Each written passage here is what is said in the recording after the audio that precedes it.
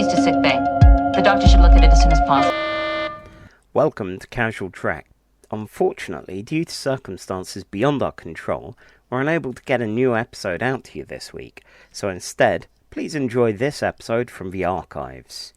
We're going to be playing the Majel Barrett episode featuring a rock that looks like a dildo, and also Matt Hardy from Mad Robot Comics and Mad Cave, and basically anything mad. Currently, if you're interested in his work, you can get a hardcover collection of his and Rob Jones's War of the Worlds comic called Thunderchild at all good comic shops like Forbidden Planet and bad ones like Amazon. Matt's next project is Cryptothera, A Hunter's Tale. This is a hardcover anthology comic and a tie-in to a board game also called Cryptothera. You can save the project on Kickstarter, links in the show notes, and then you'll be notified when it starts. Also, if you're going to UK Games Expo this weekend, Matt's collaborator and comics legend Andy Lanning is on the Noctilux stand, which is found at 3A644.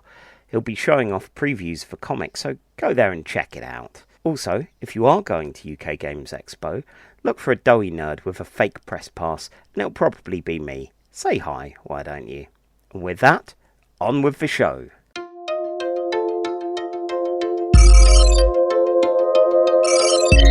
Get the cheese to sick bay. The doctor should look at it as soon as possible. It is the way in which we propagate our species. Please demonstrate how this is accomplished. So, what's next? I don't know. Hi, and welcome to Casual Trek, a Star Trek recap and ranking podcast brought to you by Nerd and Tie and Garish Wigs. I'm Charlie Etheridge Nunn. I'm a writer and a Westworld fan. Hi, I'm Masri Lobato, a science fiction writer and a Westworld fan, and by that I mean a 1973 Michael Crichton written and directed movie starring Yul Brynner. Damn it, that means I've got to get the other one. Okay, fine. Hi. I'm What? Matt, and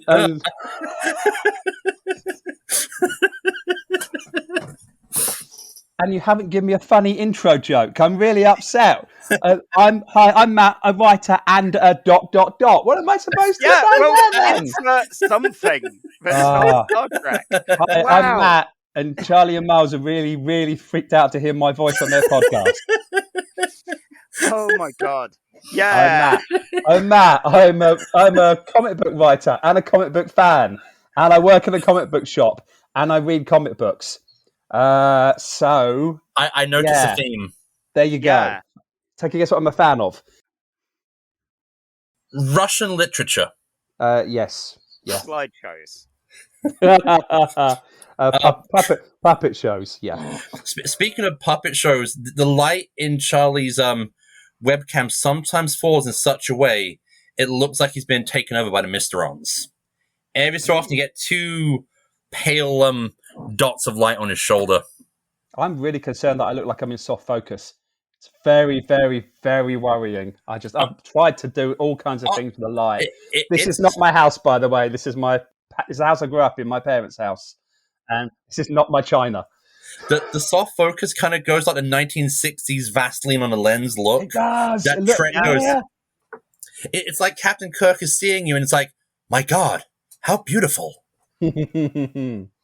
Yeah, I do look a bit weird. Sorry about that. I do. Yeah, I'm out of focus. Slightly. That's right. It's good to apologise to the audience. They are very fussy and used to better visuals in the podcast. Can I preface this by I don't do podcasts, so I'm winging a lot of this. Is that all right, guys? That's fine. Cool. Yeah. This is the Star Trek stuff, yeah? Yeah. It is. We've been like lightsabers, all that kind of stuff. Oh, can I swear? Yeah. Can I swear? Yeah. Lightsabers and all that. Lightsabers and Darth Vader and all that shit. Yeah, this is that one. Good. This is the Star Trek podcast where we just talk about Babylon 5 all day. Oh, God. What? Babylon 5's all right. Yeah, it's fine. It's fine. Oh. Actually, that's a very begrudging. It's fine. We get to legitimately talk about Babylon 5 because Majel Barrett was actually on an episode of Babylon 5. Yeah, I didn't know that actually. I watched most of Babylon 5. I don't remember a great deal of Babylon 5. No. I know Peter David wrote 2 episodes, didn't he? Yeah. That I do remember. Yeah, so just in case people don't recall, and if this is their first time, given our wonderful comic writer celebrity here, we might get some first timers. We go through episodes of Star Trek based around a theme, and we. So I was thinking, which comic writer celebrity? We? Oh, right. Oh, it's you. Right, me. Yeah, No, yeah. no, Come on. I'm not one. I'm not one of those. This is Sorry, our first guest star. We need to hype you up. Anyway, yeah, so we talk about 3 episodes of Star Trek based around a theme, and then we rank them on a big old list of best to worst. And because we're not the best Star Trek fans, this makes us the ultimate objective authority. Now, Matt, we spoke the last time we met in person, and you said, "Oh my god, I'm a massive Star Trek fan," and I immediately felt intimidated by that. You mentioned testing each other, you and the other people that were on the stall, by quizzing each other on Star Trek stuff, and I'm terrified that we will have got everything wrong about Star Trek when we start talking. I'm a massive everything fan. I love Star Trek, but I mean, the last thing I want to do is say I'm a massive fan, because then the real massive fans will pull me apart. So yeah. We'll see. Yeah. We'll see how we go. We'll see how much I can wing and how much I can remember. It's fine. Most of the massive fans probably live in America and won't want to shell out for airfare. Fine, I'm safe. Good. Excellent. So, Matt, who are you, and why? Like, what's your first and favorite experiences of Star Trek? Right. So, I mean, I'm Matt Hardy. Hi. I'm a long-time friend of Charlie's. I've known Charlie for years. Me and Charlie have made comic books together. Possibly the most intimate thing 2 human beings can do together. Yeah, I mean, it's some of them involving the intimate actions of a blob that solves crime. Charlie wrote a story about a blob. Let's clarify that, because that sounds really dodgy. And I edited and published that story. I write comic books. I've written for a few English publications, a few American publications. I publish a lot of my own work under the publishing header of Mad Robot Comics. I'd prefer not to talk about my comic stuff that much, to be perfectly honest. I'm here for you guys today. I'm here to talk about Star Trek. I really am. But yeah. I love that our first guest star is as quintessentially bloody British as both of us. Oh, yeah. Okay. We've got a reputation to maintain here. Yeah. My first, I mean, I started watching Star Trek. I started watching Next Gen. I mean, yeah, that's my age bracket. Yeah. Next Gen, BBC Two, I think. It used to be on 6 o'clock, and I think, like everyone, I probably found it inconsistent. Until Best of Both Worlds, at which point I was probably floored, like most people. And yeah, Yesterday's Enterprise, and then I'm a massive DS9 fan. Goes without speaking, but I'm loving New Trek at the moment as well. Yeah. I was watching Lower Decks as I was spinning my wheels, waiting for you guys to turn up. I adored the last series of Strange New Worlds. I mean, it comes on at midnight over here on Paramount Plus, and I was staying up to midnight every Wednesday to watch it, because I just adored the most recent series. So BBC Two, Next Gen, trying to work out who on earth these people were, and why, whenever my parents or anyone else talked about Star Trek, they talked about this Kirk and Spock people. It's quite clearly they were not the people on my TV screen. Oh, there was a fantastic generational thing with that, of going as a kid, oh my god, Data, LaForge, and then parents going, well, I fancied Kirk or Spock or whatever. It's like, oh, right, these are totally different people. Okay. What's really weird is, from my point of view at Next Gen, it felt like the original series was like 50 years in the past. Yeah. It felt, but it's nearer to Next Gen than we are to DS9 and Voyager, isn't it? There's a much bigger gap. So that is correct, isn't it? That's right in my head. Yeah. Yeah. Yeah, very much so. Then that'll be the first thing I get pulled up on. Look, it's 2023. Time means nothing anymore. Yeah, there is that. It feels like it was a million years since Discovery started. Time Just- is illusion. Tea time doubly so. Is that right? Yep. Yeah. We're officially we're officially one of the weird Grant Morrison comics where time and space are concerned at this point. Yeah, exactly. So, normally we go into what non-Star Trek thing we've been enjoying, but I need to do a little bit of admin here, and I've realised I completely messed up in not looking at our Ko-fi, and there's a donor. We have someone who actually likes us enough to pay us some money. So yes, I'd like to give a shout out to our donor Cheryl, who decided to give us some gold press latinum in support and has picked the theme of our next episode of Casual Trek. So stick around till the end and you'll find out what that is. So with that out of the way, Matt, as you're the first person to guest star on here, you can go first here. What thing that's not Star Trek have you been enjoying in the last week or so? I'm watching Only Murders in the Building. Oh yeah. Oh yes. That's I mean, the first season was brilliant. Second season was good, and they just seem to have worked out exactly what works from all the bits. And the third season hit the ground running. Yeah, we're only a couple of episodes in, but there's a kind of magic to it, you know. Yeah. Meryl Streep is just absolutely. Meryl Streep is stealing the show every second she's on. So yeah, that, and I'm also watching. What am I watching? Righteous Gemstones as well. Oh yes. Okay. Third series of that. Yeah, it's it can be a bit hard going sometimes. I think it's a little. I think they feel they're a bit funny than they are, but there's so much good stuff in it. So yeah. Yeah, I really loved Righteous Gemstones. I've been going back and starting watching Eastbound and Down, which has very similar vibes, you know, same creators. I had a pitch for an Adam X the Extreme comic, which was basically Eastbound and Down kind of thing. Does Charlie work an Adam X reference into every podcast or something? I kind of feel that he was waiting to say that. So, mostly. Most of them, yeah. Cool. And Miles, what about you? What non-Trek thing have you been enjoying?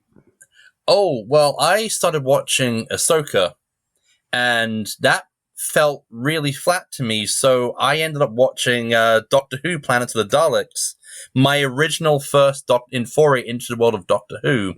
Oh. And I had so much fun watching that, I thought, you know what I've never done? Watched all the classic Who in broadcast order as best I can. So yesterday I started watching An Unearthly Child, November 23, 1963, and I finished that one. I thought, you know, that was one good episode and 3 episodes of cavemen shouting at each other.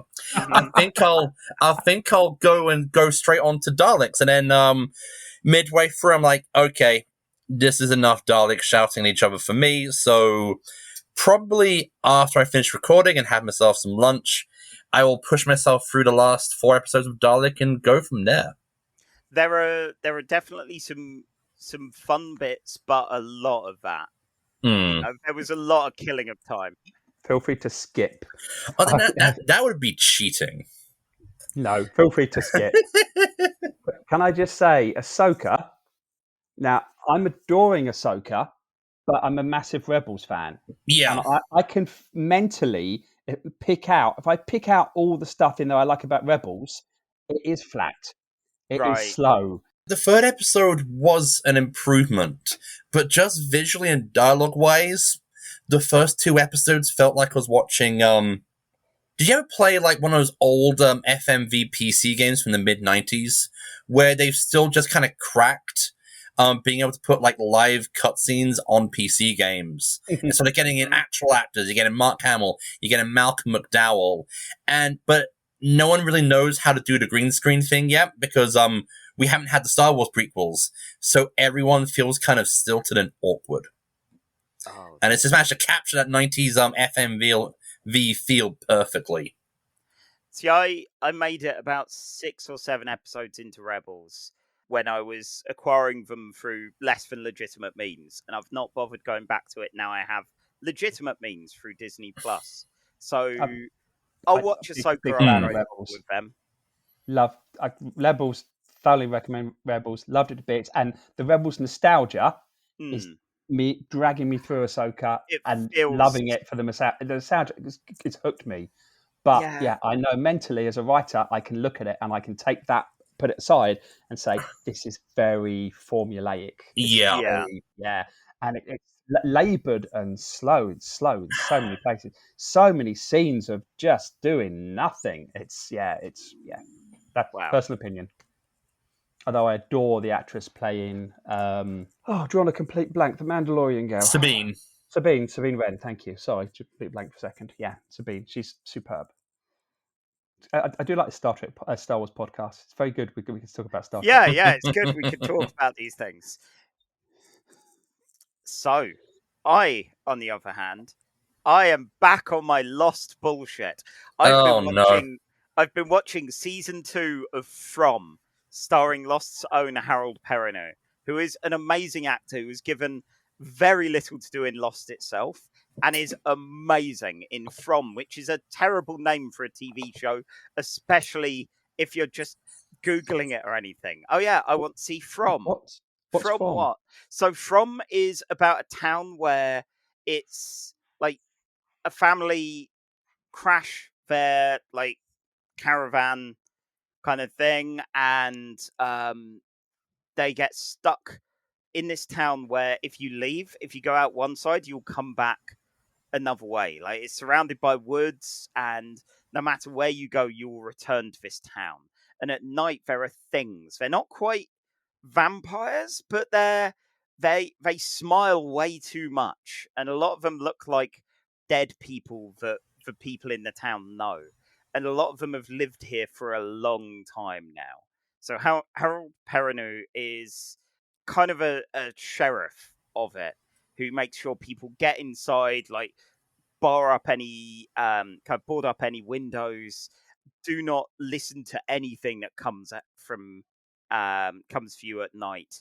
And it's unpacking some of that mystery, and it's one of those mystery box shows where hopefully it won't get cancelled before it can answer things.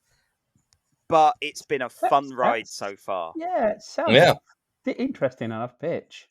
Yeah. I mean, I love a failed attempt to be lost or to recap from Magic. You just love a so mystery far, box, don't you? I do. I keep thinking I've got ideas for doing a mystery box RPG engine kind of thing, and I've still got my horror comic Amnesiac City, but one day I will show everyone my own mystery box. Amnesiac City, by the way, which I've read Charlie's script for it. It's basically Charlie going, "This is how you do Lost." Yep. No, I'm familiar with Amnesiac City. I have also had Charlie basically shout Amnesiac City at me. It's great. When I'm alone. But it is Charlie going, this is Lost if you've thought about what you were doing in advance. Yeah. Sorry, Charlie. Anyway, on that note, things we've thought about in advance are some episodes about the wonderful Majel Barrett. She was the, mistress, girlfriend, wife, widow of Gene Roddenberry? Yes. Yeah. Yes, all of the above. All of the above. Yeah, the first lady of Star Trek, and has been in possibly more shows than anyone else in some form or other. So today, I realised we'd not even mentioned the topic. We were so excited about Matt showing up. So today, we're not talking about Matt, we're talking about Majel Barrett. Originally, we were going to try and talk about something related to your comics, but we mentioned this as a theme, and you were like, yes, we're doing that. So here we are. Yeah, pretty much. You were excited about Majel Barrett. I just wanted to come on and talk Star Trek with you guys. So I'm not actually a huge fan of hers, so that's quite interesting that I was so positive. Oh well. Well, you weren't you reading a Star Trek book, which is a sign that you're not a casual? Oh, I am working my way back through New Frontier books, and they do something, kind of clever with the idea of her playing multiple characters throughout Star Trek in it. So yeah, I suppose that is of interest to me. Yeah, I have the vaguest memory of that. I read, I want to say, the first 2 New Frontier books a long time ago when I realised 2-time GLAAD Award winner Peter Allen David wrote novels as well as comics. I was a big fan of his Star Trek novels, and yeah, I really enjoyed New Frontier. So, and at the moment, I'm trying to take some downtime away from comics. I have a few health issues, so yeah. I very rarely go back and revisit and reread stuff or rewatch stuff. I'm not that type of person. I like new experiences. Yeah. But occasionally, it's comfort food. So yeah, I'm rereading some of the New Frontier novels at the moment.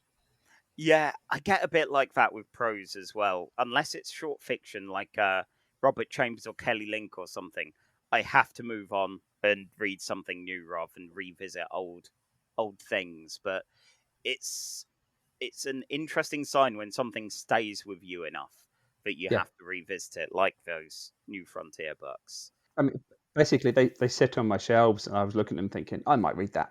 That's all there was. It's all there was to it. I just thought, I need to stop thinking about all the things in my life I've got to do. Open a book that's near me. That's how it works, isn't it? Yeah. Why not? And either that or watch some episodes of Star Trek. And here we have 3 episodes about Majel Barrett, which we're going to recap and chat about. So, first up, we have Miles, who will be telling us about the original series, Season 1, Episode 9, titled, What Are Little Girls Made Of? And that's probably good to know because we're a bunch of cis guys all chatting around the podcast. Don't worry, I think J.K. Rowling asked the same question on Twitter all the time. So, not untrue. Yeah. So, this episode aired on the 20th of October, 1966. It was written by Cat's Paw favourite Robert Bloch and directed by James Goldstone. The UK and US #1 hits that aired at the same time as this episode were Jim Reeves with Distant Drums in the UK, and in the US it was the Four Tops with Reach Out, I'll Be There. And I'd not heard Distant Drums before. No, I was like, I don't care for the tune that much. And then I looked at the lyrics and was like, oh, I'm going to wither and die. And the other way round almost with Four Tops. Was this recommended reading? Was I supposed to listen to the songs? Most of the time we don't listen ahead of time and go, I remember this, or I've no idea. I don't know modern music. I know the Four Tops song, but I'm sorry to say. It's the other one. Sobering, almost. Yeah, I saw the comments in the YouTube video, and it was almost all, I heard this at a parent's funeral. And I get that. Oh, God, no. One of those kind of oldies. But yeah, the Four Tops, Reach Out, I'll Be There is just a joyous classic, it's a lovely song. So yeah, that's what grounds us in this time, like when this happened. And Miles, because the audience may not remember what Little Girls Are Made Of, you've got 5 minutes to recap for us what it's actually about. And engage. The USS Enterprise has traveled to the planet XO3 to search for the Dr. Roger Corby, who is a exobiologist, who is also the fiancée of Nurse Christine Chapel. And of course, Kirk and Spock are there. And now, thanks to Strange New Worlds, this is really awkward. Yeah. They get a message from Dr. Corby, who asks for Christine and Kirk to beam down to meet them outside, at a cave entrance. They beam down with some security guys, and they beam down inside the cave because the entrance out of the cave is a nice little painted backdrop. The caves are bright and purple, and they explore, leaving the security officers by the cave just in case anything goes wrong. As turns out, the cave has no safety railings and a lot of very deep drops. And while Kirk and Chapel are heading down, the security officers meet with a big case of OSHA violation. They meet Corby's assistant, Dr. Brown. Christine doesn't remember him, but she's fine. And they, Brown's like, yeah, this was an accident. Honest. Hey, let's go meet Dr. Roger Corby. And they go down. They find this nice little room, a nice little bedsit in this underground winter cave with some nice little wooden nice little IKEA furniture. And they meet Dr. Corby, who is not at all twitchy and weird. That's fine. And then also, he's like, hey, did you meet Andrea? She is really attractive. Oh, by the way, she's a robot. Oh, and by the way, my assistant, Dr. Brown? Also a robot. Then the door opens, and this big, bold, pale bugger in some very nifty robes rushes in and attacks, and he's a robot as well. Turns out that the old ones who used to live in the city, they built robots to do everything. And then they all died out. Stick a pin in that. And Dr. Corby is like, yeah, I had to build robot assistants, one of whom is a man my old age, and another one is a woman in this outfit. Christine, don't be weirded out by this. And Christine is, yeah. It's been a long time. Kind of, look, a man needs company, and but I didn't build her for that. She's highly attractive and almost naked. She's highly attractive, almost naked, and and to prove to you that nothing weird and sexy is going on, I'm gonna make her snog Kirk. And she snogs Kirk, and because that's fine. This is fine. Everything is not weird at all. This is not weird at all. Have you ever been to a party and someone says to you, "You and them now kiss"? The party goes weird very quickly. Don't ask me how I know. And then to prove that nothing weird is going on, Corby strips Kirk naked and puts him on a turntable thing with like this gray blob on the other side, and it spins, and through the power of centrifugal forces, they now have two Kirks for the price of one of whom is an android. And then, Corby makes sure to put in all of Kirk's personality, and Kirk starts being racist to Spock while he's unconscious.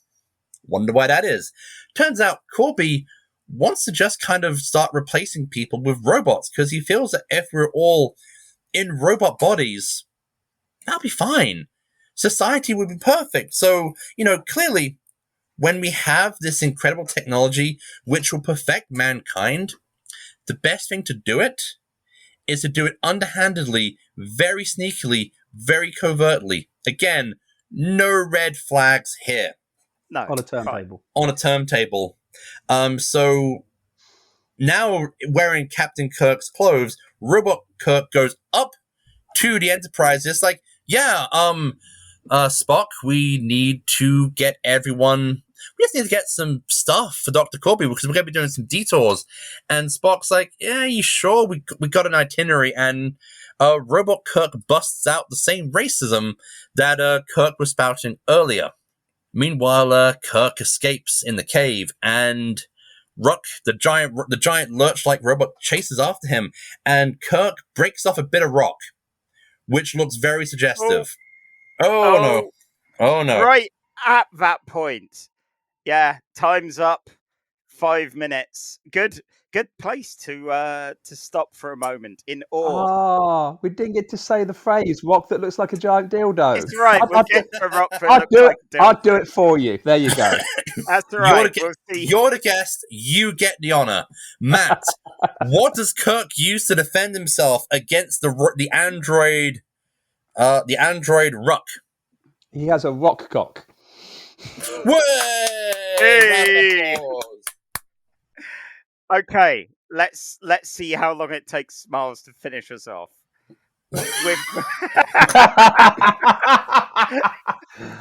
Perfect, Charlie. Perfect timing. Perfect choice of words.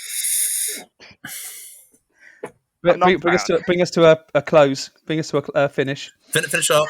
Finish you off. No problem. Is there a happy ending to this? Right. So, Kirk attacks Ruck with a giant phallic symbol, but Ruck is too powerful for phallic symbols. And Ruck reveals that he's just remembered what happened to the old ones. It turns out that the old ones built so many machines that the machines realized, we don't actually need you guys, and they committed a robot uprising. See The Matrix, Terminator, I Have No Mouth and I Must Scream, all the greats.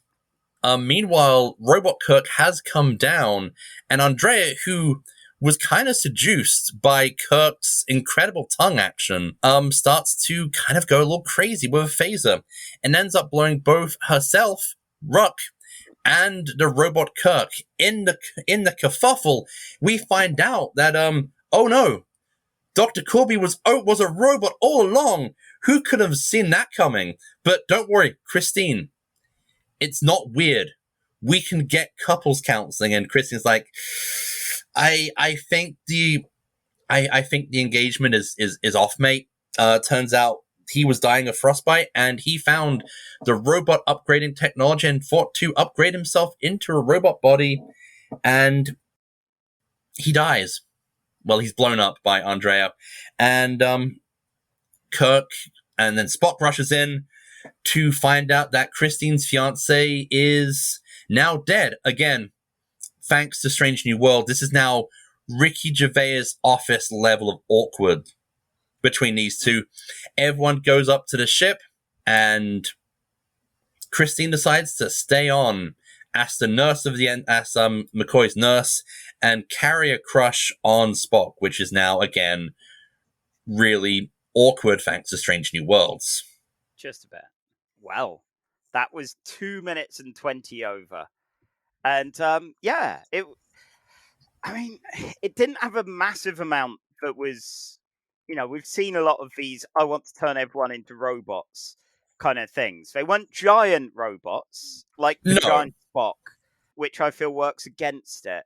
But otherwise, it was good fun. Like, we saw the canonical first red shirt deaths, and they were a bit embarrassing, really. 2 red shirt deaths, isn't it? That's right. Yeah, and Kirk, like, we see him really go through it sometimes when people die that we just never see before in an episode. And he has a moment of like, oh no. So, well, they should have had better health and safety here. I assume the old ones weren't big fans of it. Can I just ask a question? So the ending, in my head, I thought Andrea, is that the I thought she killed. Did she? She killed both of them. She kills both of them. I kind of buggered up the timing in the recap. I mean, it doesn't make a lot of sense. Anyway, she kills Android Kirk because Android Kirk won't put out. Won't make out with her. So slight overreaction. I found it quite an unnerving episode. Actually, there's a real sense of what the hell is going on throughout the whole thing, which I thought was absolutely lovely.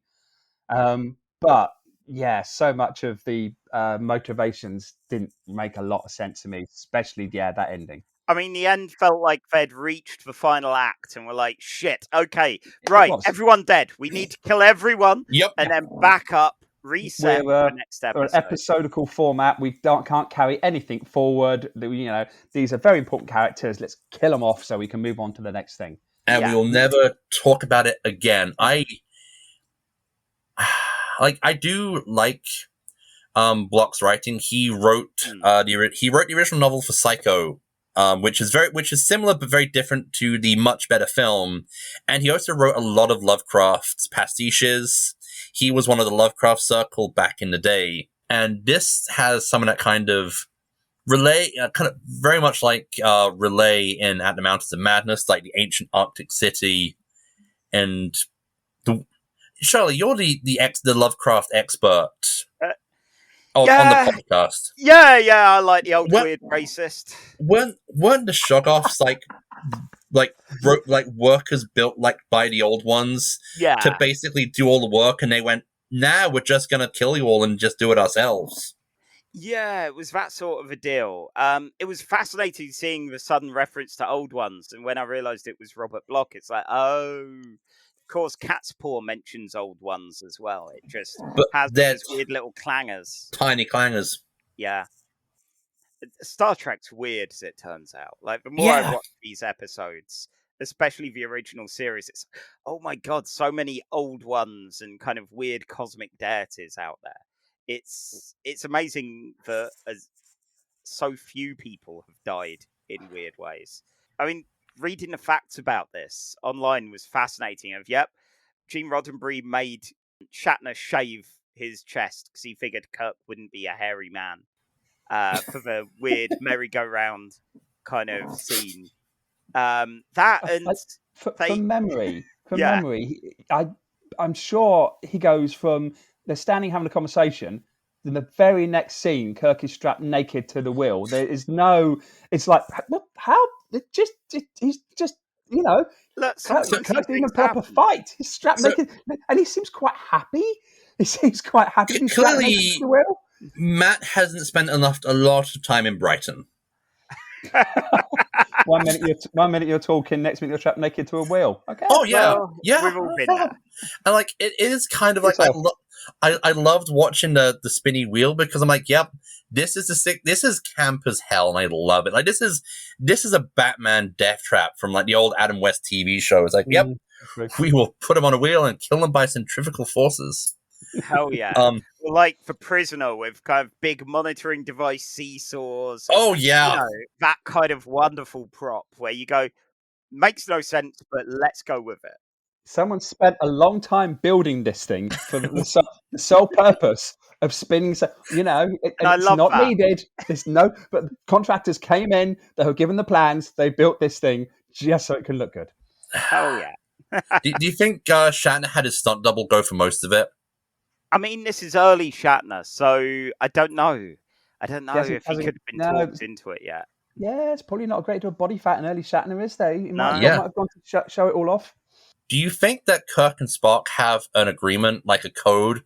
Like, if Kirk drops a slur, that means he's been duplicated by an evil duplicate.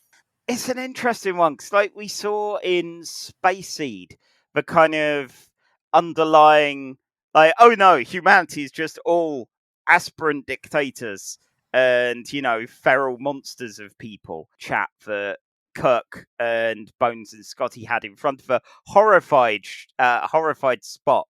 So seeing this kind of thing of like, well, I guess Kirk is evidently not racist to Spock.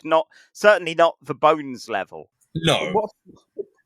What if Kirk has a really bad day? He's got a migraine. He's got a toothache. He's had a heavy night the night before, and he just snaps at Spock. No, not a racial epithet, but he just literally. And the next thing you know, he's in the brig, and Spock's like, "You've been replaced by a duplicate again." And it's that's obviously having a bad day this time. I mean, he's a little bit paranoid. Something like, "Oh, he was mean to me. He must be evil." Is the problem of having that kind of a system in place. Yes, you can pick up the wrong cue sometimes. That's just middle management at work. Yeah. So who else was kind of surprised by... I always assumed the 60s to be like a bit more sexy, but a bit more prudish in just how they talk about it. So I was very surprised when Majel Barrett just says that Colby built himself a fuckbot.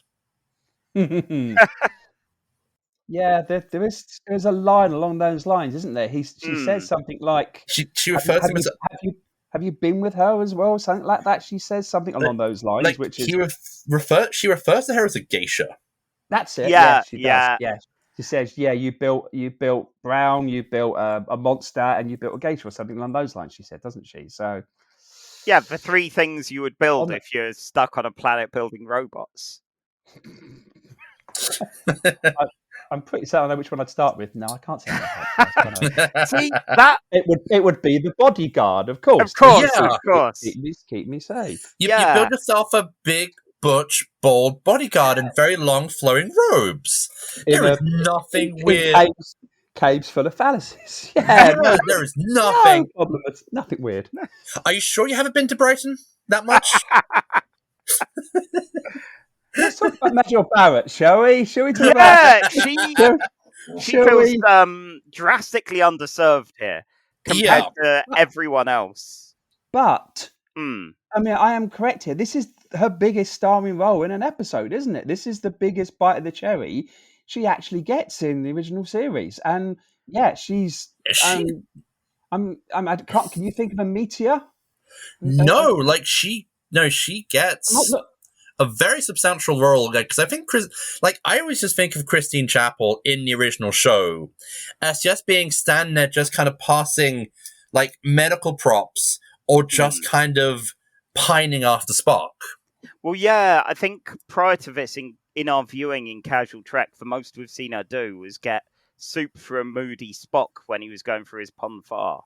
Yeah, that's another big thing. But I mean, this theoretically, this is her big moment to shine. She has motivation. Yeah. This is her fiance, who she's pining for, who she thinks is dead and is back to life, and she's at the center of it all. And really, she doesn't get to do a great deal again, does she? No.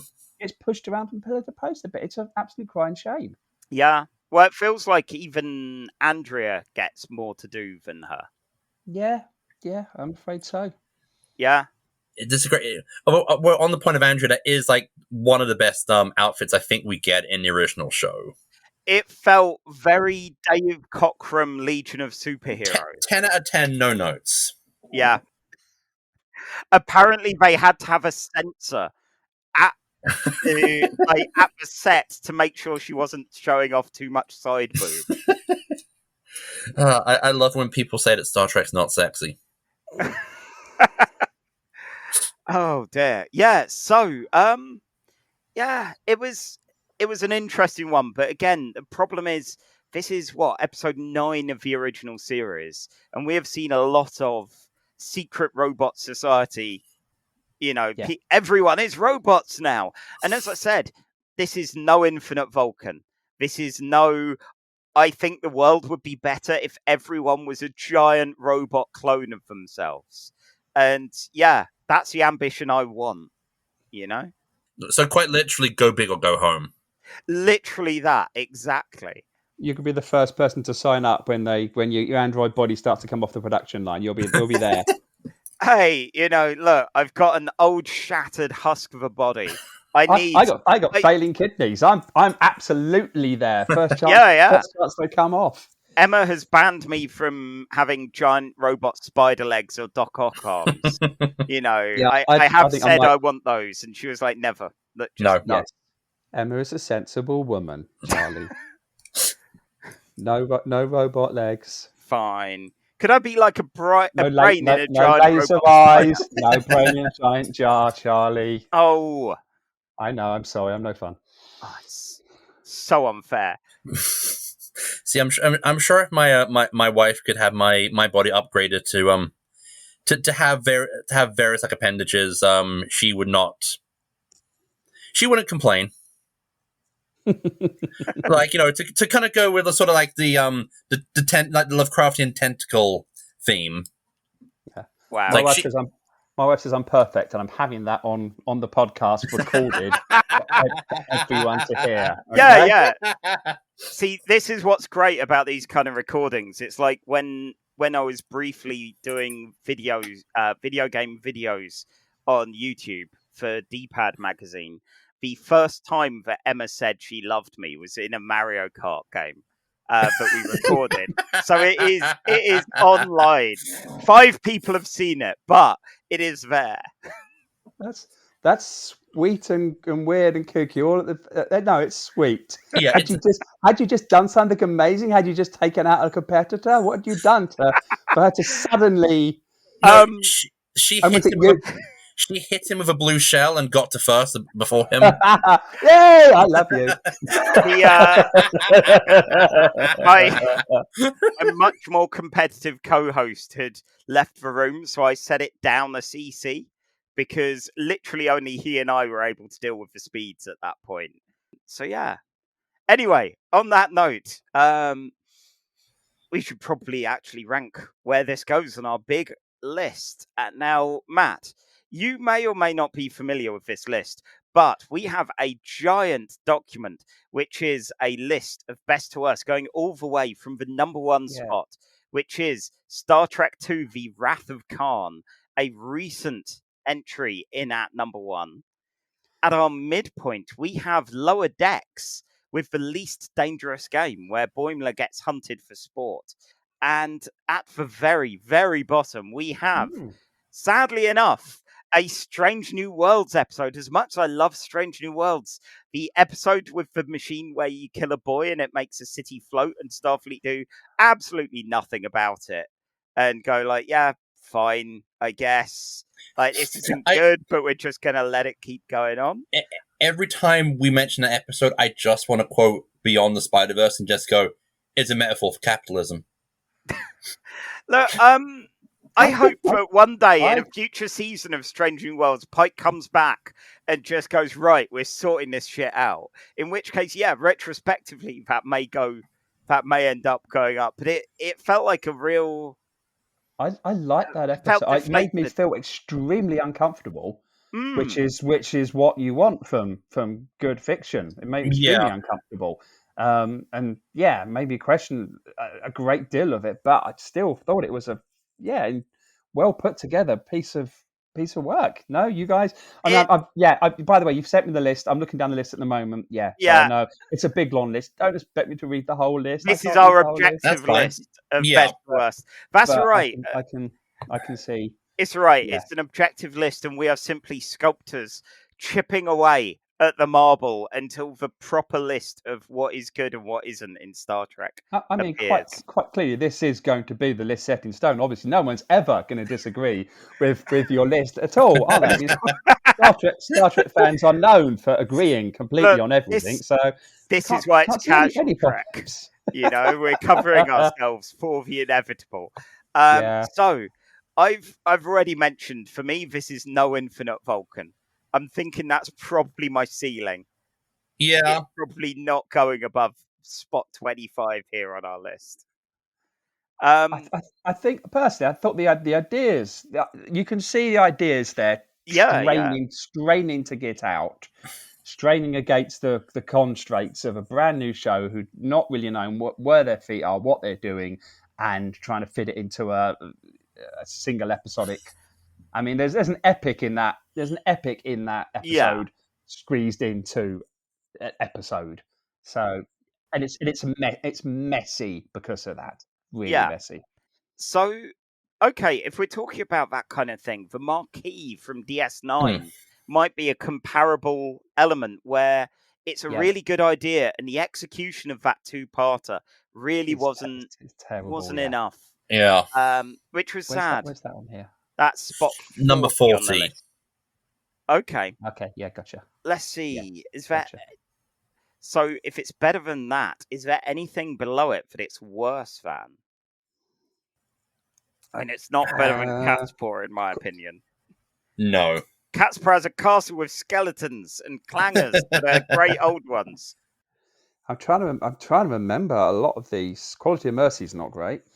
I like the game. The game is silly and fun, and we get Robin Letha out of the game. I think is that how you pronounce it? Yeah. Again, this is not as good as the game, definitely. No. I would say on ideas where the concept kind of strains against the length of time. Mm-hmm.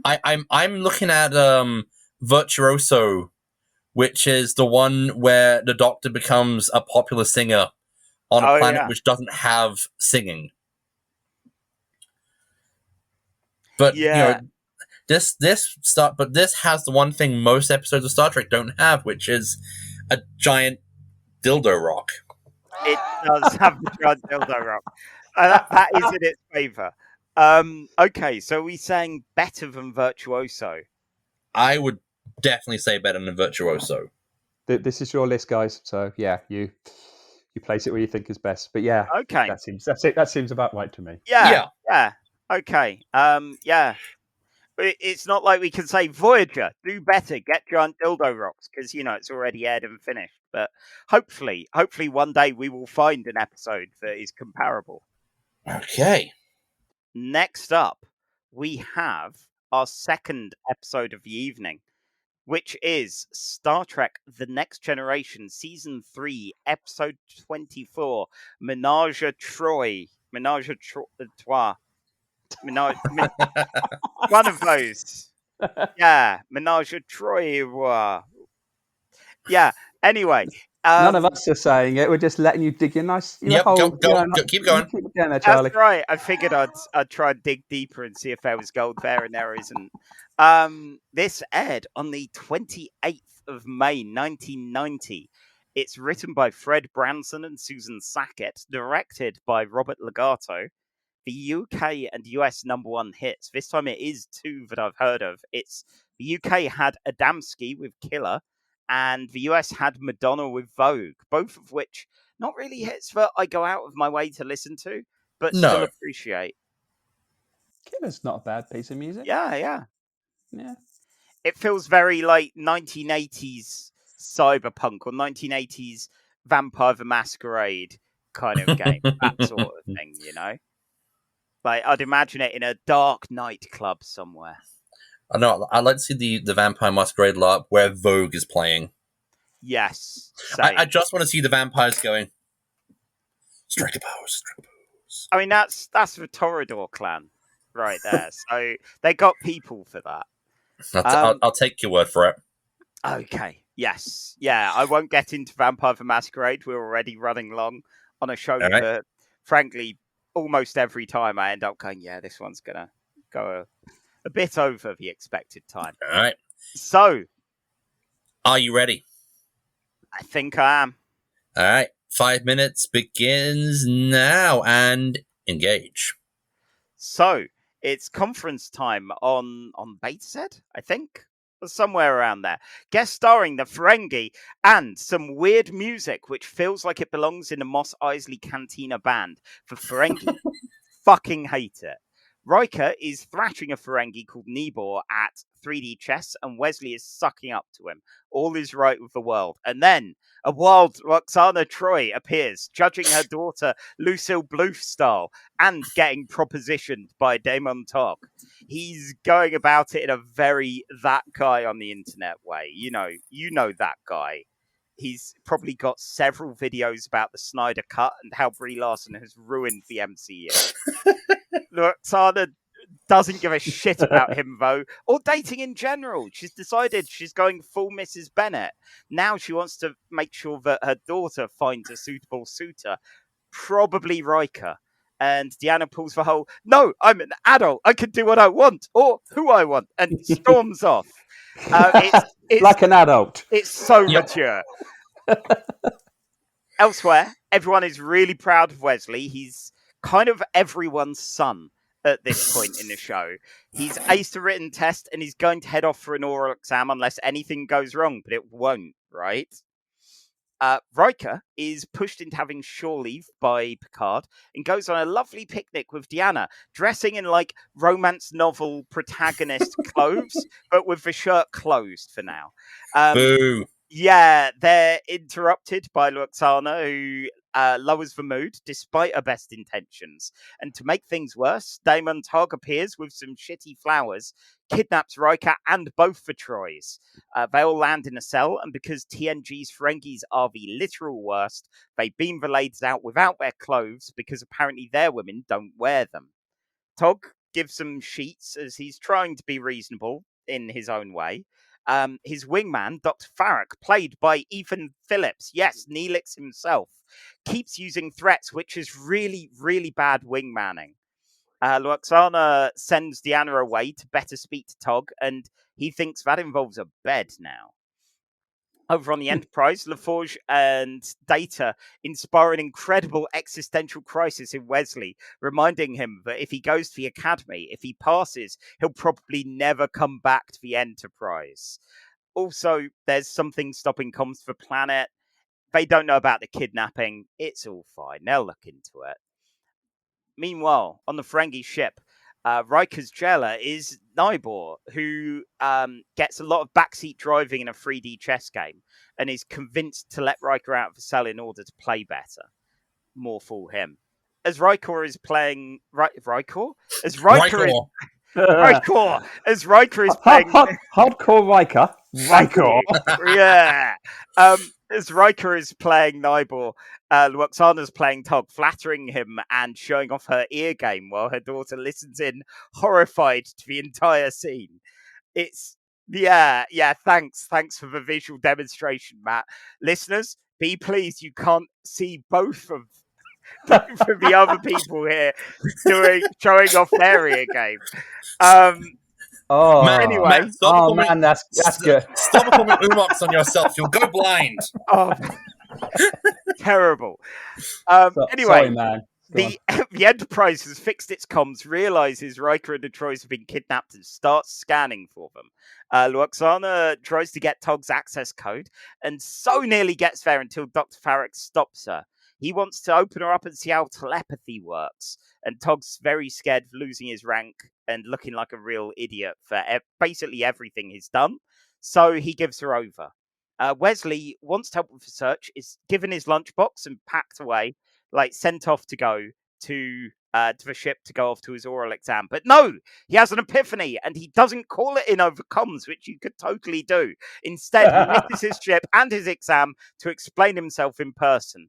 The interference they're seeing, Riker's been sending it in the tune of the Cantina band from earlier, and now they can find the Ferengi. Yay! Things have escalated a bit on the Ferengi ship, so it is good that the Enterprise pops up when it does. Tog is back in charge now and has everyone as his hostage. When the Enterprise calls in, Lwaxana plays it like Picard has shown up as her jealous lover, and he yes-ands like a motherfucker here. He goes all Shakespeare, he's giving sonnets. Lwaxana says he can't keep killing all of her lovers, and Picard says... Time. Oh, damn it! That's not bad. Look for Charlie. This is his A game. So, Matt, we try to keep it short and inevitably overrun, which is why we see who's the better at it each week. Yeah, we have had ones where we've both underrun, but it almost never happens. Yeah. Nobody told me there was a time limit. Okay. I'm sure yours will be fine. And go. Okay. Anyway, this is all going really well. Tog is freaking out. He gives everyone back. Lwaxana's all revved up from the poetry, and Picard insists, can we leave quickly, drop her off home before he has to deal with her anymore. Wesley has missed the oral exam, and apparently it's a once-a-year thing, so he'll stick around for a bit. Thing is, Picard's really impressed with him for these last 3 years, and gives him a rank and a uniform. No more terrible jumpers for Wesley. Hooray! The end. Hooray! Is it red uniform? Yep. He gets a red uniform. Yeah. Yep. Yeah. 36 seconds. Wow. I think that's the one I had a toy of Wesley Crush. I like purpose. You had a toy of Wesley. Look. I remember in Will Wheaton talking in his book Just a Geek how when he tried to negotiate for a pay rise, they said, we can't give you a pay rise, but we can make you an ensign in the show. And he's like, I can't pay my rent. I can't pay my rent with that. Oh shit! Yes. And it's funny because I think he leaves 9 episodes into the next season. It is something like that, yeah. So this was a bit more Majel Barrett, compared to seeing her as Christine Chapel being fairly underserved. At this point in TNG, not only is she the voice for computer, but also I give her shit to do. and that's great. Despite the Ferengi, like, what the fuck, Ferengi? I'm hoping this is just like some small pocket of them that are just the worst. You know, we've seen some good Ferengi. DS9 does a lot to redeem them. And hell, in things like Treachery, Faith, and the Great River, you can see how the Ferengi philosophy actually works in a functional society. Because this ain't it. No. These are the bad guys, Charlie. They're meant to be the bad guy. This is the best they can do for bad guys. Is there Borg yet? Well, what season is this? This is season 3, so there are Borg. Season 3, there are Borg. They're still just plugging away at the Ferengi, aren't they? So Best of Both Worlds is like 3 episodes away. So, I have a question for you both. Did you go into this thinking that this was going to be a comedy episode? Because this is not what I was expecting. I think I was expecting a bit more of your kind of traditionally, because Star Trek comedy has like 2 flavors. It's either everyone acts like morons and it's slapstick, or we're going to do like a Shakespearean comedy of manners / comedy of errors. And I thought that was what they were going to be going for with like Damon Togg and Lwaxana. But then he kidnaps them both, and you think, okay, we're gonna go like Taming of the Shrew kind of thing, and then of course like this is the one where where Picard does his fantastic bad acting Shakespeare. So I'm thinking this is gonna be funny, and it's like no, this is gonna go into like a weird, creepy, nearly sexual thriller where like Lwaxana has to keep earwanking him to keep him from like doing a murder. We're gonna go Fatal Attraction here.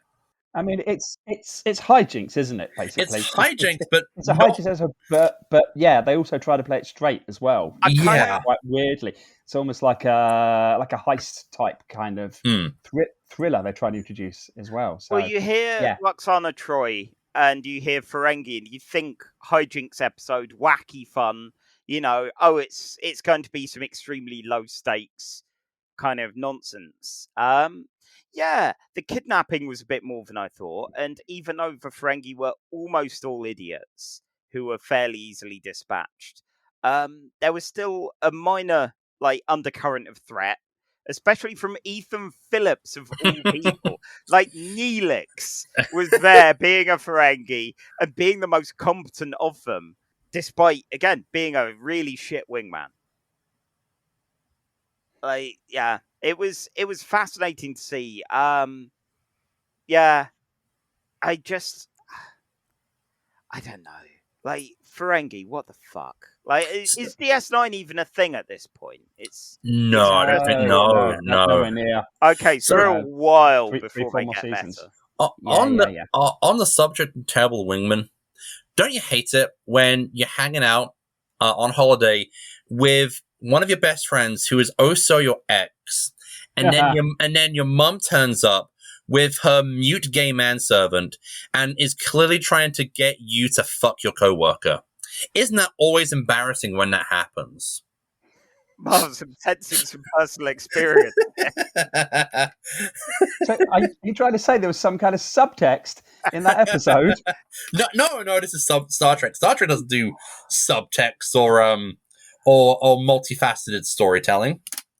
The thing is, watching that episode for me, rewatching that episode now I'm pretty certain teenage Matt would have hated that episode. Oh, teenage Miles would have hated that episode. Mm-hmm. Because it goes nowhere, it does nothing, and everyone just runs around doing silly nonsense. You know, there's very little plot, very little structure.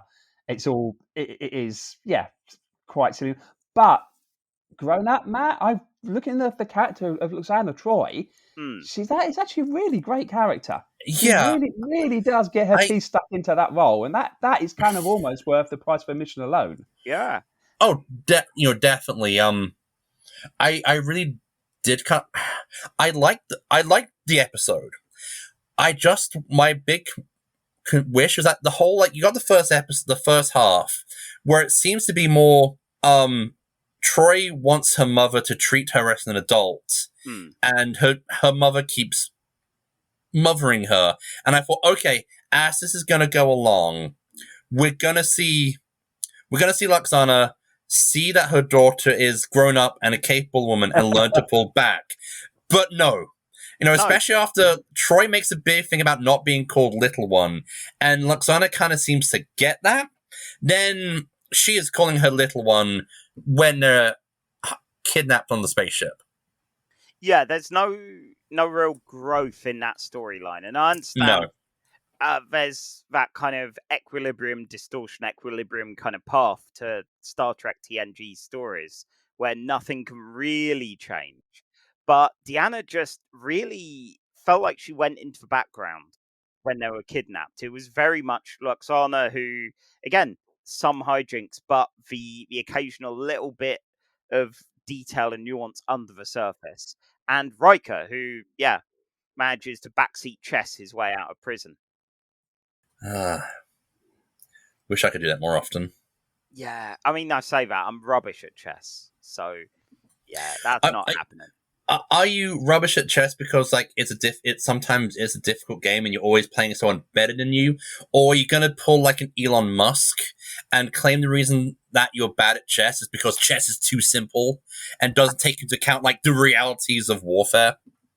Oh Jesus! No, it's definitely the first one. Yep.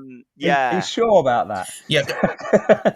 Because not a slanted argument there at all. You're absolutely sure about that one. Yeah. I mean, I'd like to think very few people think like Elon Musk. No. Thankfully. Yeah. Do you know what it is almost worth it for the price of admission? Picard at the end.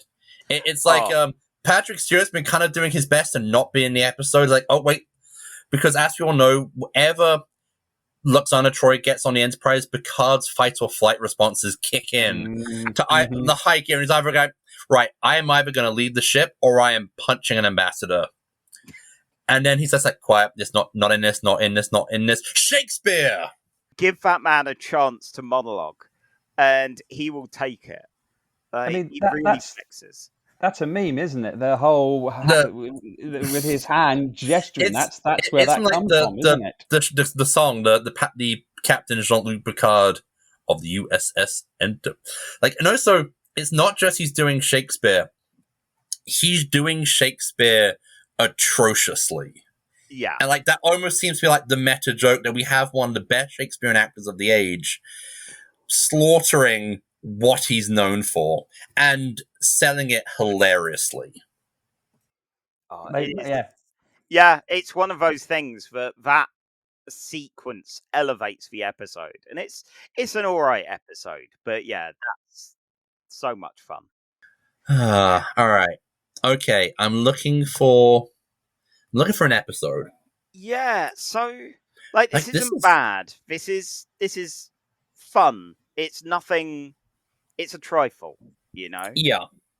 So, unlike Teen Miles or Teen Map, I didn't hate this. Yeah, it's a vehicle again, isn't it, for Majel Barrett? Gene Roddenberry is very clearly a wife guy, and bless him for it.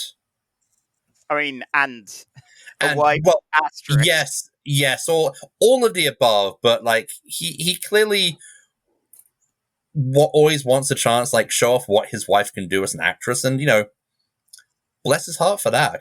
I can't fault the man.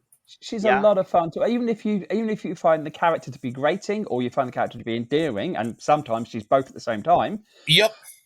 It's an interesting character. She gets a lot to do, and it's an episode for her basically, isn't it? So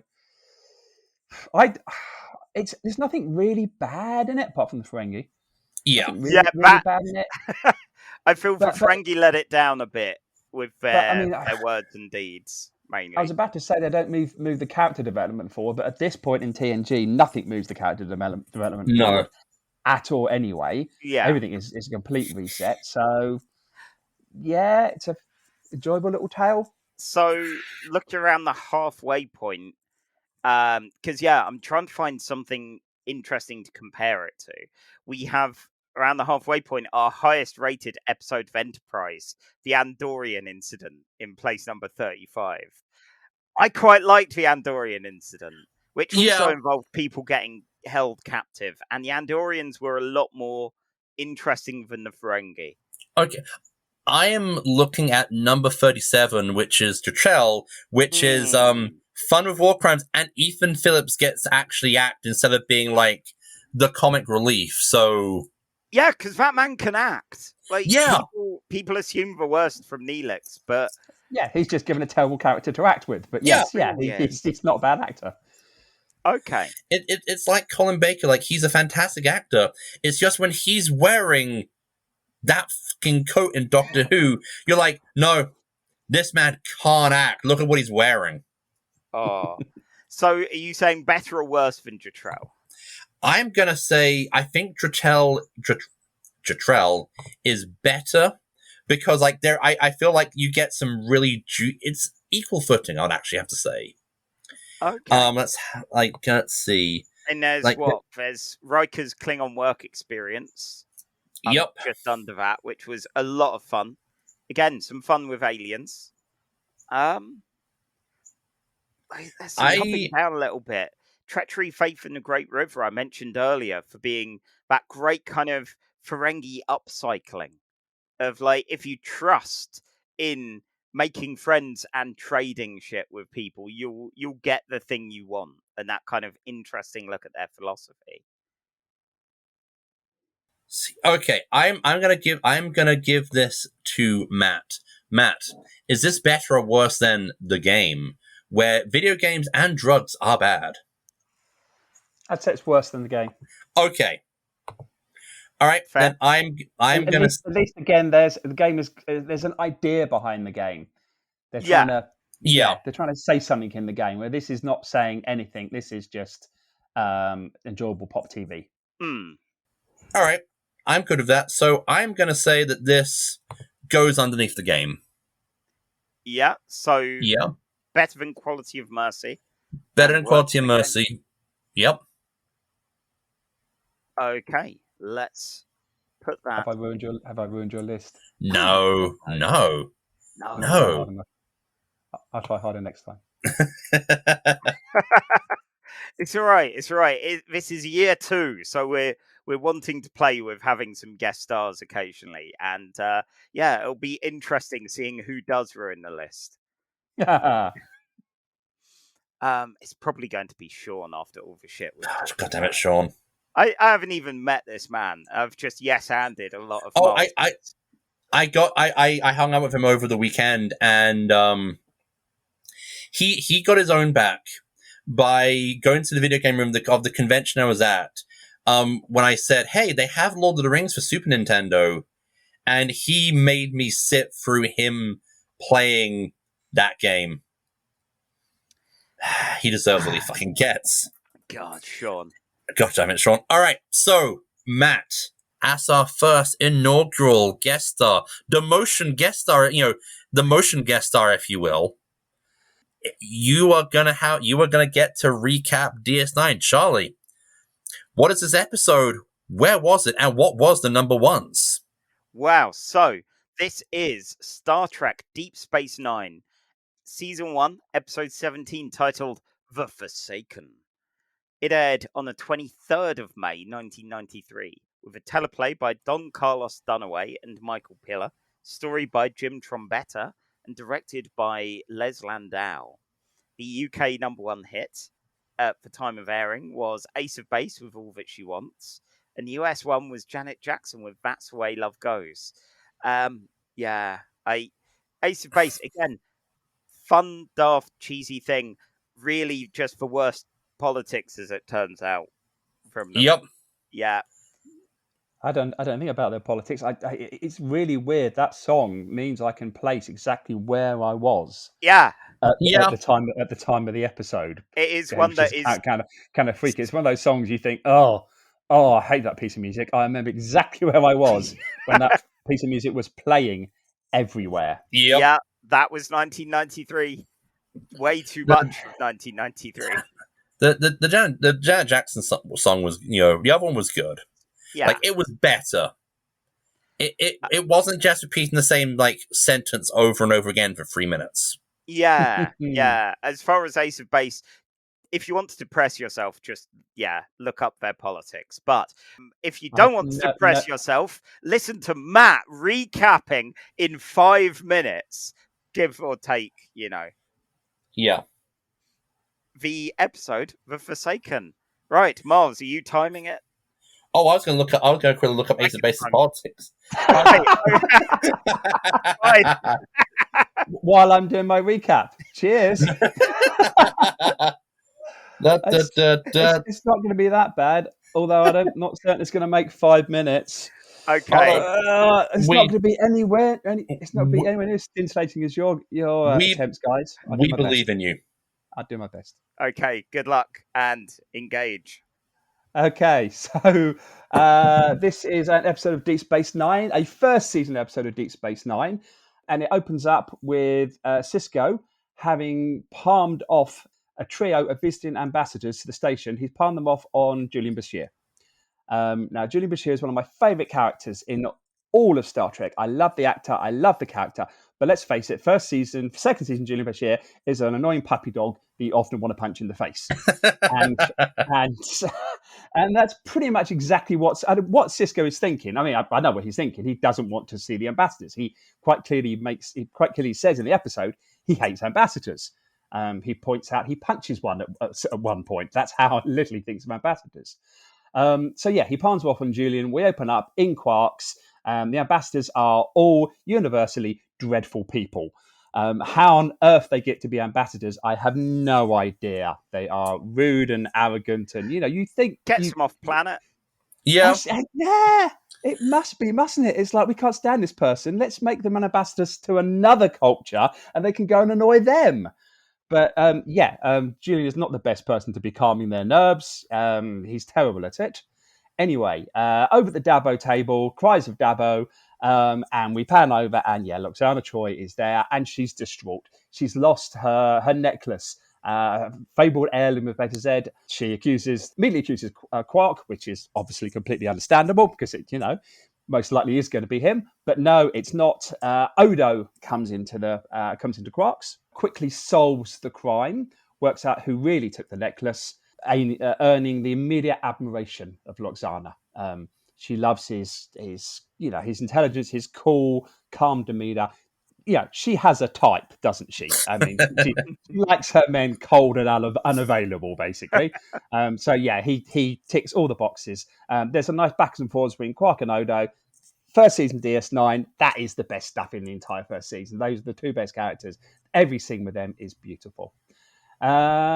Right, full disclosure, I think I mentioned earlier, I'm not a massive fan of the Lwaxana character, but she is a demanding presence in everything that she's in. And this episode doesn't really have a main plot. It's like two subplots, two B stories sort of stuck together with a tiny C story. So the first plot is Lwaxana. Second plot is Chief O'Brien is having trouble with the computer. The computer is talking back to him. It's actually quite hilarious. It's just saying no to him when he asks it to do stuff, and he's getting very, very, very pissed off with it. Colmini is superb as Chief O'Brien, but the classic computer doesn't want to do what it's supposed to do. A probe comes through the wormhole. Not quite sure how. I'm not sure if wormholes have gravitational pull. A probe comes through the wormhole, and they pull it into the station, and they decide to probe it a bit, to probe the probe to see what it is. Meanwhile, Lwaxana goes to visit Odo. She comes on strong, almost predatory. Poor, inexperienced Odo doesn't know what to do. There's such a great play between the two characters. Lwaxana is flamboyant. She's extravagant. She exaggerates everything. Whereas Odo is to the point, straightforward, chalk and cheese. They play for each other perfectly. Lwaxana comes across a little bit creepy. She pulls it back by being quite fun, quite playful.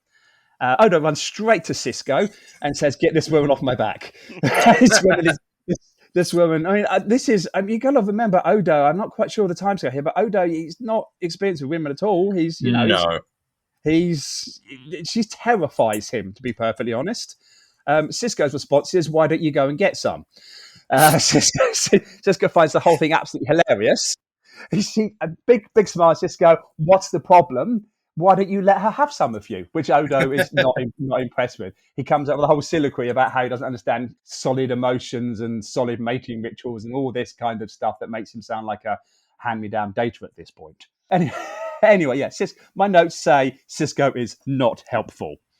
Right, back to the probe. O'Brien and Dax are probing the probe. It's a very probey probe, my notes say. It's got lots of memory in it, so obviously something weird's going to go on there. Back to Lwaxana and Odo. She corners him in a lift. Back to time's up. Really? Oh, wow. Okay.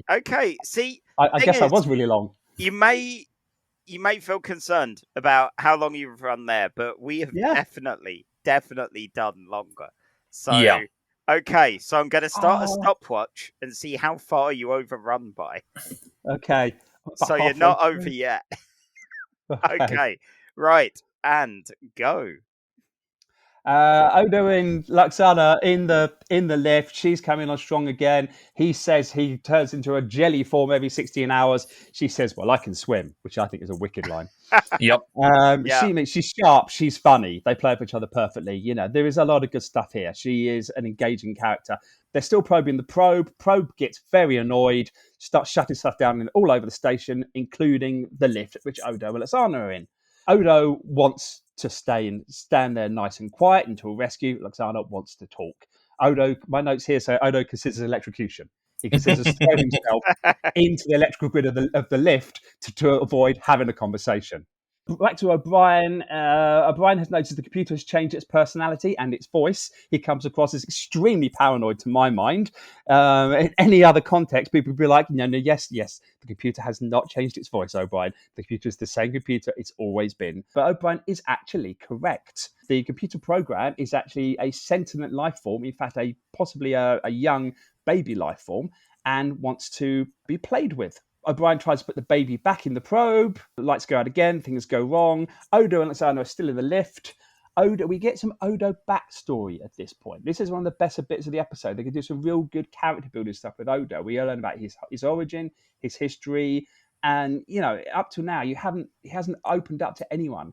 He opens up to Lwaxana because they're trapped in a lift. She's actually a very personable person to actually speak to, and she's very when she's not showing off and parading around. She's really, really understanding. Right, back to O'Brien. They try to trap the... oh my God, I've got so much more to cover. All right, let's run through this really quickly. They try to trap the probe in some rods. It goes badly wrong. And the ambassadors, remember the ambassadors? Yeah, from the beginning? The ambassadors are still with Bashir. Ambassadors walking down the corridor. A really bad fire special effect explodes as a result of the probe messing with the station. Ambassadors and Bashir get trapped. Meanwhile, Odo is now melting. And Lwaxana tries to reach out to him and say, just don't worry about it. I don't mind seeing you in this state. And she takes her wig off. She says, look, this is me under my wig. This is who I am really. And it lets him let his guard down. And he melts into her, she catches him in a dress. He melts into her dress. There's a great line from Lwaxana. She says, why do you wear your wig? You look fantastic, Odo says. And she says, well, I look ordinary. I've never cared to be ordinary, which is a wicked line. Yeah. O'Brien cages the computer program, calls it a pup. Bashir saves the day with the ambassadors by sticking them in whatever passes for a Jeffries tube in Deep Space Nine, in the conduits. And we tie all things up nicely at the end with Lwaxana and Odo saying goodbye, having reached a lovely understanding. Done. Yeah, that is 3 minutes and 35 seconds over. Okay, I had never done this before. Could you tell? Matt, as our first guest, and who had to do that, who didn't know we timed this stuff. Just gonna say, well done. Yeah. Oh, thank you. That's not condescending. Like that's well, like good job, well done. You roll with the punches. You Kirk shoulder rolled your way out of that one. So just for context, not including the films because they're their own things. Crossover the episode of DS9 where Odo fucking explodes, I overran by 5 minutes and 20 seconds. Yeah. A lot of Wow. it was me losing my mind at seeing Odo exploding. But We 3 minutes 35 is That's Mirror Universe Odo, isn't it? Mirror Universe Odo yeah. with Yeah. the whip and being the nasty bit of work. They pop that fucker like a balloon. He does It's explode incredible. very dramatically. Oh it's my very, god! It's very satisfying. Very satisfying Yeah. explosion. If you had to deal with ambassadors like that, if you were Cisco, like, is there worse advice you could give, really, than any of the stuff he did for any of this? He was just having fun today. Going, Odo, get some. Bashir, fuck off. You deal with them. Punch them. Oh no, don't punch them unless you want to punch them. Yeah. I think the worst advice would be if he had told Bashir to fuck them. I mean, out of all the, he starts DS9 basically in that. He's somewhere between, I've read a book on being Riker, but I'm not good enough to be Riker, and I'm, that kind of, I'm going to explore the world and find people that I've never seen before who are exotic and quaint, and I'm probably going to fuck a lot of them. Yeah, he does quite clearly want to sleep with anything that's a bit weird. Yeah. I find watching those early episodes with Julian really strange, because I love what they do with the character later on with the genetic engineering, genetic manipulation, and reveal that he is, a genius. He's just hiding it. I mean, it was never the plan. Yeah. The actor hated what they did with that character. He much preferred Julian to be, the doctor struggling and learning, rather than hiding a genius all along. But you watch those early episodes, especially this one. At the end, he saves the day by being ingenious and logical. That's what the Vulcan said. You can really do a nice little retcon there and say that, he is the genius, hiding the whole thing through his comedy, through his fumbling idiocy throughout that entire episode. So I find it really interesting to watch Bashir in that role. I mean, Siddiq is a joy both as a smart, competent character and as a complete boob. He's a great actor. It's always good fun to see him, even in these kind of slightly more frivolous, slightly dafter roles. So that was good fun. I think it brought back a memory of how I've got some weird internet friends for Huddle who are lovely people, but whenever someone's going off for a job interview, the number one piece of advice that always gets repeated like a mantra now is to punch the biggest one in the room to establish dominance. And I was wondering, would that have worked with the ambassadors? So as a former supervisor at a Starbucks, I haven't actually punched anyone. I did boop a nose in an attempt to assert dominance. Wow. And it worked because, you can't complain to management about nose booping. Pretty much, yeah. It was like he was very kind of prim and very kind of up himself, and I'm me. So the best way to undercut someone is to just kind of act silly and just kind of get away with it. I like that, actually, being a bit ridiculous sometimes. Some people don't know how to deal with you when you're ridiculous, and it diffuses situations. It's not a bad idea. It's definitely something I've learned from watching far too much Doctor Who, of acting like an idiot, but then just kind of just keep paying attention. Keep my eyes open and mouth shut, as Patrick Troughton put it so perfectly. I love Lwaxana in this episode. I think Matt nailed it with the description from the last episode of child me, no, would not have cared for any Lwaxana Troi episodes in any of these, but as an adult, after experiencing characters of all different ages, after watching things like Gilmore Girls and seeing the utter horror of Darth Vader's rival, Emily Gilmore, she can be that evil, but at the same time that she is incredibly human and puts up these incredible guards and these incredible walls.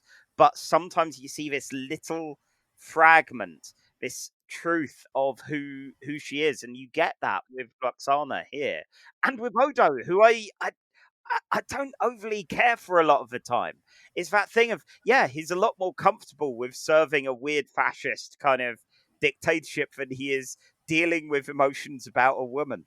I think just like with Lwaxana, you see that how lonely she is. Like her husband's dead. Her daughter has grown up and moved on, and so she does become like 9 times out of 10. She kind of becomes like that very kind of outdated 90s stereotype of there's nothing funnier than an old woman who's horny. Like this is definitely before Sex in the City kind of changed that. But I love when she kind of just lets it down, and she's just when she asks Odo about his history, but she's not asking. She's just asking because I think she sees someone similar to her who's very clearly lonely and has put up a wall. And I think Odo, for the most part, always seems to be someone who, because everyone else is a solid, that they're unchanging. That they're just this one thing and that's all they can ever be. And then he meets Lwaxana, who has that wall, but then shows that she has depths, that she can shapeshift in her own way. And that definitely comes across. Like, I think both characters are playing it beautifully. The comedy I was kind of expecting from Majel Troi was in fine form here, with Renee Auberjonois being perfect in the kind of comedy pursued, not wanting to be stuck with this woman. Well, he's like Picard being pursued, but what if you don't know anything about women or much about people? If you're so much less socially competent. Yeah. Oh dear God, this is terrifying. This is a horror movie right now. I mean, I thought, the elevator scene was just it's a really decent piece of writing. Yeah. Yeah. Really measured, careful piece of writing that serves both characters so well. And the episode, having not the biggest plot, gives those scenes the best, all the time they need to breathe. So it's not, it doesn't become we have to wrap up the episode. We're gonna let this little 2-person drama play out very slowly. It's a perfect bottle episode. It does exactly what it needs to do. It gives you a satisfying story. Although, can we just say the huge missed opportunity of not using Pup again? That program. Yeah. I immediately went to Memory Alpha to go, do they do anything with this? They've got a program that can take over and destabilize the station. And then the Cardassians take over the station, end of season 5. Yeah. And no one goes, hey, let's sick Pup on them. I mean, basically, Miles has got a Tamagotchi. Yeah. I mean, he says at the end, I'll keep playing with it. I'll give it stuff to play. At some point, you think they'd reference the fact that in between being mercilessly tortured through every single season, he has to go back every so often and just do this to. Oh no, it's hungry again. To feed his Tamagotchi. But totally. If Star Trek and Deep Space Nine was at that point, if Deep Space Nine was less of an episodic format, if it was more of a looking for the future format, that's a plot point dying to be used again. Babylon 5 would have used Pup. Just saying.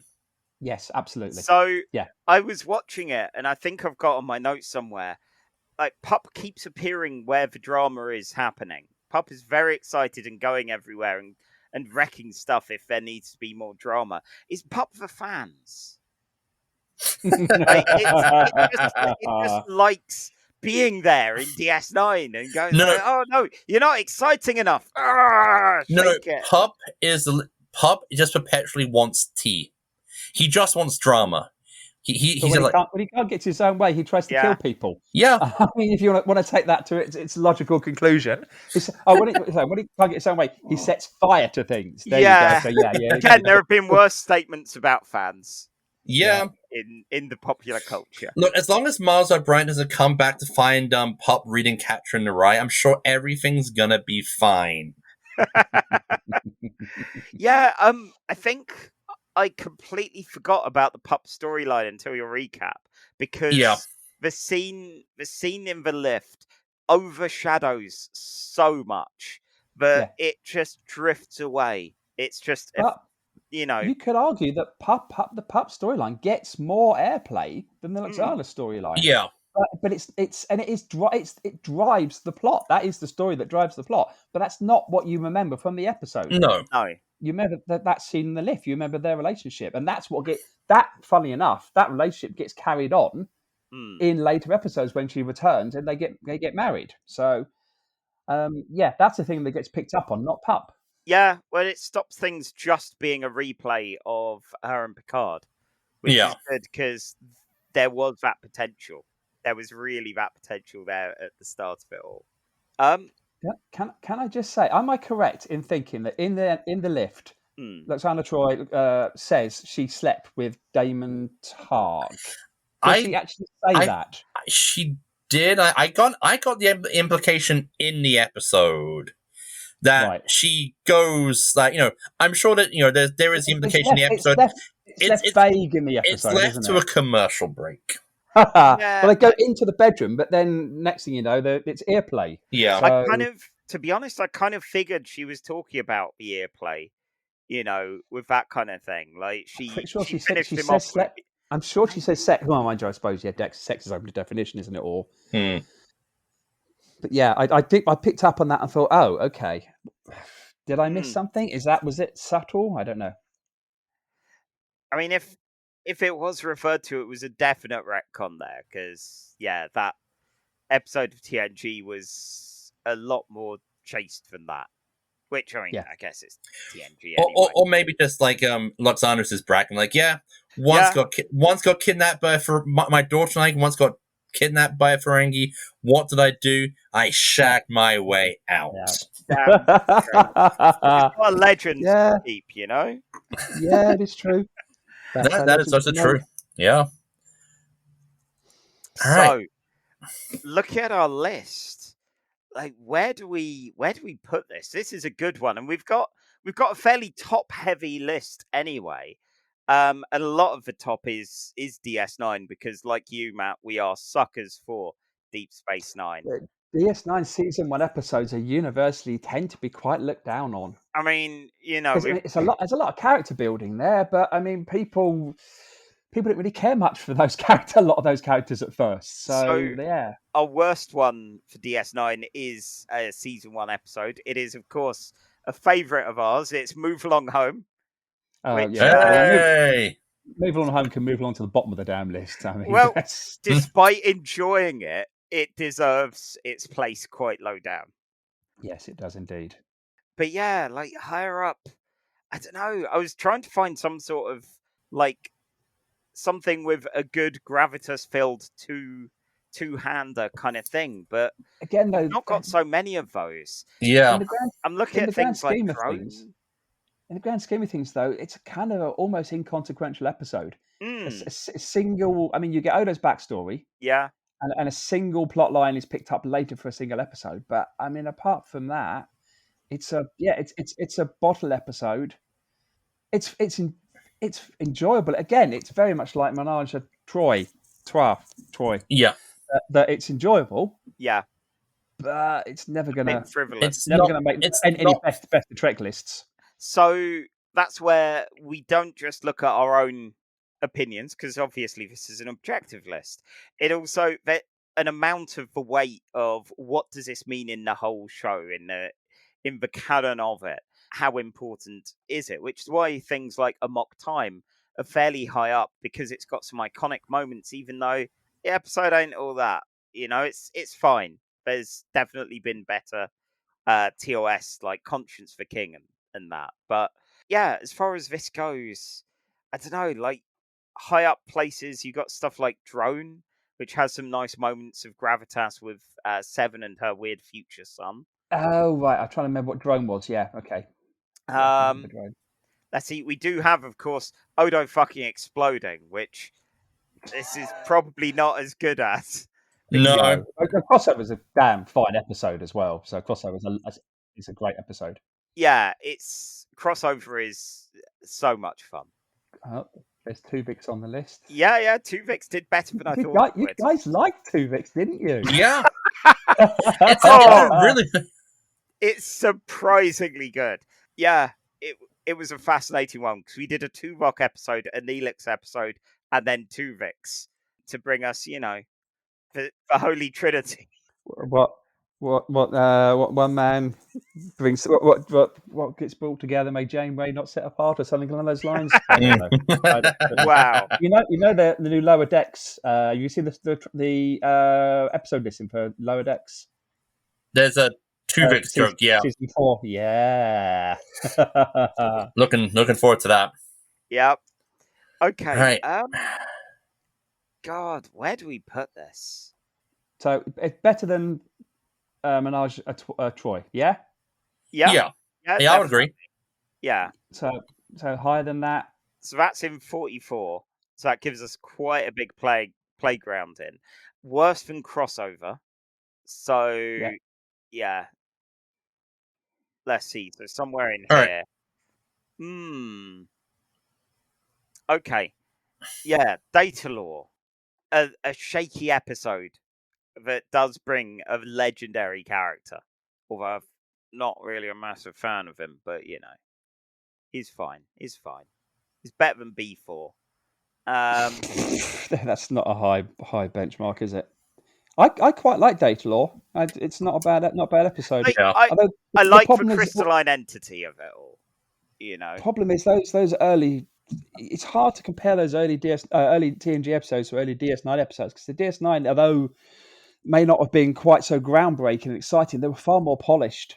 Definitely. And yet, that is our job, Matt. That is what one person over, I think, this year so far has paid us a small sum to keep doing. What's that? This. We judge. Okay. Is this better or worse than Genesis, where Barclay becomes a spider? And Worf definitely kills someone. Yeah. I'm not a fan of Barclay episodes myself. I'm not a fan of Barclay episodes myself. I love the body horror, but that two-hander with Odo and Lwaxana Troi, it makes me love two characters that I am at best ambivalent about. All right. Okay, we've got some good two-hander episodes going up, which is we've got The Wounded with O'Brien and O'Brien's captain. We've got Errand of Mercy, which has Kirk and Kor meeting the Klingons for the first time. And then after that, we have one of my favorite Lower Decks episodes, which is Where Pleasant Fountains Lie, where Jeffrey Combs plays Agamus, the most passive-aggressive evil computer in all of Star Trek. And I definitely think that this goes under that. Okay, so I think... absolutely.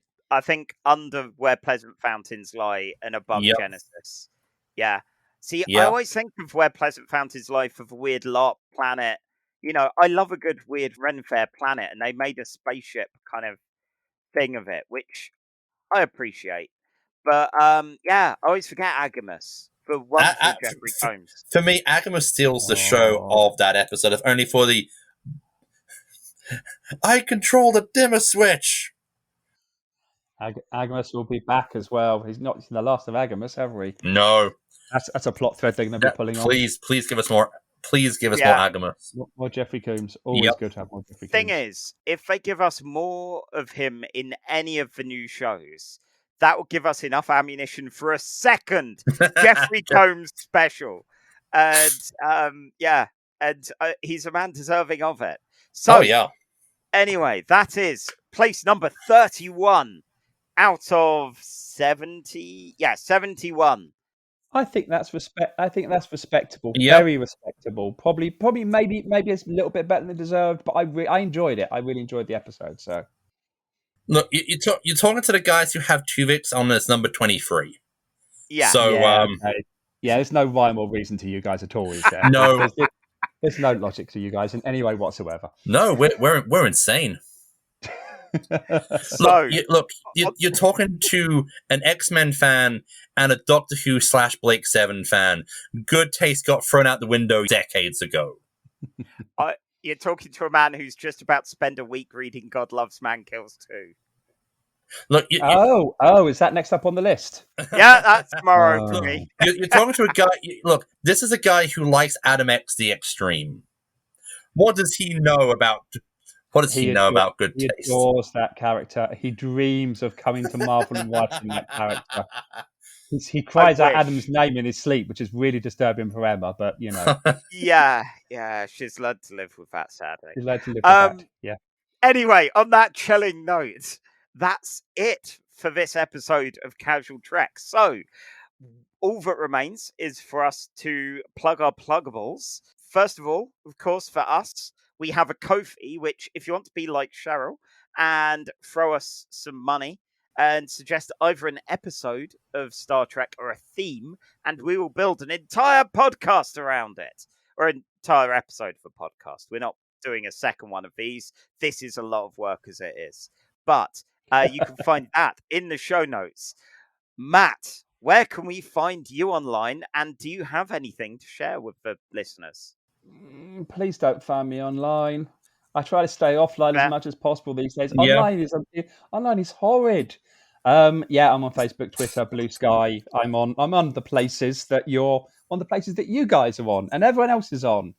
One of the places I'd love you to go to is Kickstarter, because I have a book there at the moment called Thunderchild 2. It's the second issue, because people bought the first one, loved the first one, come up to me at cons, shake my hand, tell me I love the first one, which is really disturbing. Lovely, absolutely lovely, but I don't know what to say. But yeah, second issue of Thunderchild on Kickstarter at the moment. It's about halfway funded, but I've got a goal of 15 grand, so a few more pennies in that direction. So War of the Worlds book, focusing on the HMS Thunderchild, the ironclad warship that goes up against the Martian tripods. It is a really good book.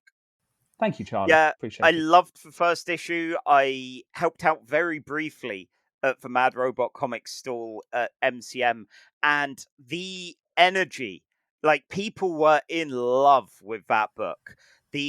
One of the variant covers went so quickly. It was incredible watching the stats at the start of the day and how they went. So be like those people and get in on that Kickstarter, because I sold a lot of it. Sold a lot of those books. It was very enjoyable to sell a lot of those books. So now we need to sell the second one. So thank you guys. Excellent. Yeah, so for me, you can find me at Blue Sky as Sky Shark. My comics and RPG stuff is at skyshark.itch.io, and I blog about RPGs, comics, and whatever at faketales.com. Miles, what about you? You can find me on Facebook, Blue Sky, Twitter, and occasionally Threads for some reason. My blog is at mareadlobato.wordpress.com, where I'm very slowly watching and reviewing all the films of Martin Scorsese, because MCU fanboys dissed Martin Scorsese so horrendously on Twitter that I went, right, I am doing this. I am going to try and watch every single Martin Scorsese film he has ever made, because that'll be a better use of my time than sitting through another interminable Avengers movie. Excellent. Yes, so that's us. Next time, we're taking Cheryl's suggestion of a theme of aliens living among us on Earth. So that's going to be exciting. And until then, wear your best garish wigs, find a nice way to scoop up some goo in your dress, and go do a Starfleet. And practice safe umox. Yeah, and wash your hands with hand sanitizer. Definitely. Thank you for having me, guys. No problem. It was a pleasure. Yes. Thank you. It was great fun. Thank you yes. Much. All right. Yeah. And with that, live long and have a jelly baby. You've been listening to Casual Trek by Charlie Etheridge Nunn and Miles Reed Lobato. Music by Alfred Etheridge Nunn. Casual Trek's part of the Nerd and Tie network, and if you want to support us monetarily, because you love what we do that much, you can now do that by going to Ko-fi and looking up Casual Trek. There's a link in the show notes.